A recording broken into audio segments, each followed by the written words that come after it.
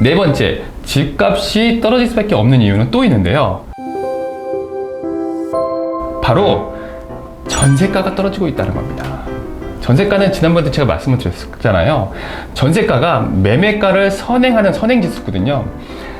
전세가가 올라가기 전까지는 절대 매매가가 올라갈 수가 없어요. 전세가가 올라야지만 매매가도 움직이는데요. 이것도 그래프에 나와 있어요. 요 하늘색이 전세고요, 파란색이 매매 그래프예요. 보시면은 전세가와 매매가의 그래프가 갭이 있는 시점이 언제냐면 2007년 1월이 제일 갭이 커요. 2007년 1월에 요 그래프 전세와 매매가 차이가 보이시죠? 요 차이가 전세와 매매가의 갭이거든요. 그런데 요 갭이 보시면은 점점점 좁아집니다. 2011년 11월에 좁아지고 2013년 되면 굉장히 좁죠. 여기는 어디예요? 2016년이 되면은 전세가가 거래가 굉장히 많이 되면서 올라가는 게 확연히 보이고요. 전세가와 매매가의 갭이 쭉 뜹니다. 여기가 요 막대 그래프를 보셔도 되는데요. 요 붉은색 막대 그래프 보이시죠? 자, 여기 매매가 안 되기 시작하는, 부동산이 안정화 내지는 침체되는 이 시기를 보시면은 2007년부터 계속 보시면은 거래가 별로 없어요. 매매 거래 보시면은 회색 막대 그래프는 오히려 거래가 안 돼서 떨어지는 거거든요. 거래가 떨어지거나 되더라도 아주 조금씩 되는 거예요. 보시죠. 계속 거래가 없어요, 별로. 그런데 전세는 이때 점점 활발해지죠. 전세는 이때 많아집니다. 이게 무슨 뜻이냐면은 집을 사느니 지금 집값이 안 올라가니까 내가 집을 왜 사? 안 사고 에라 전세로 살아야겠다 하고 집을 살려고 하시는 잠재 수요자들이 집을 안 사고 전세로 살면서 버티는 거예요. 근데 전세로 계속 살다 보니까 전세는 계속 늘죠. 거래가 당연히 늘 수밖에 없습니다. 늘다 보니까 전세가는 거래가 되니까 점점점 올라가고 매매는 잘 거래가 안 되니까 그대로 있는 거죠. 그러니까 이 갭이 점점 줄어든 거예요. 그래서 이 갭이 주는 게 확연히 보이기 시작하면서부터 조금씩 매매가 되기 시작하는 게 보여요. 요때부터 그래프가 좀 작기는 한데요. 2014년부터는 거래가 조금씩 되는 게 보이시죠? 2014년 전이랑 비교해 볼 때 그래프가 붉은색 막대가 보이잖아요, 점점. 그러다가 언제 커져요? 이때 2019년부터 2020년, 21년까지가 올라가고요. 전세는 보시면은 계속 올라가는 게 눈에 보여요. 요런 게 있고요.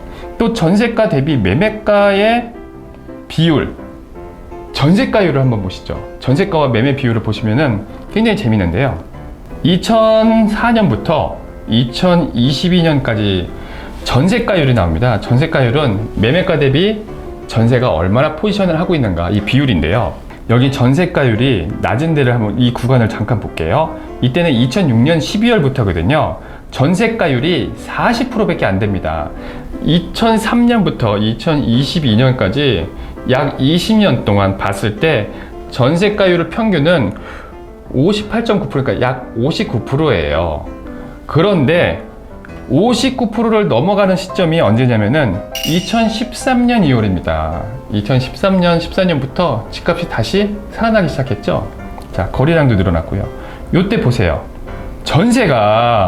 전세가율이 계속 올라가요. 계속 전세가가 상승하고 있다는 뜻이죠. 언제까지? 2016년 되면은 거의 최정점에 오르는데 이때는 무려 전세가율이 매매가 대비했을 때 79.4%예요. 80%.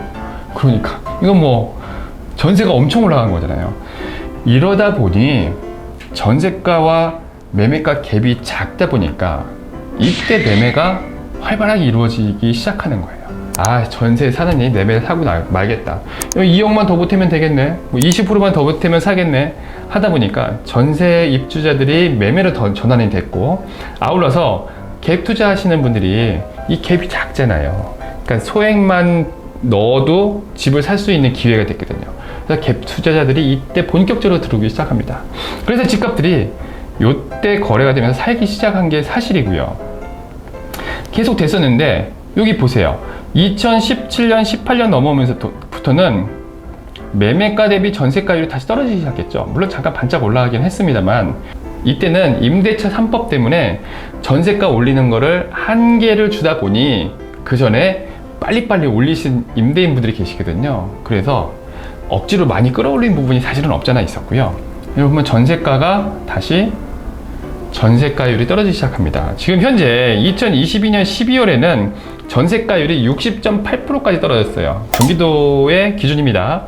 60.8%까지 떨어졌는데 중요한 거는 이 흐름이 방향이 떨어지는 흐름이라는 거죠. 방향이 내려가고 있다는 게 중요해요. 매매가는 많이 올라갔는데 전세가가 그걸 못 따라가는 거예요. 뿐만 아니라 지금 매매가가 떨어지고 있잖아요. 근데 갭이 더 줄고 있네? 무슨 말이에요?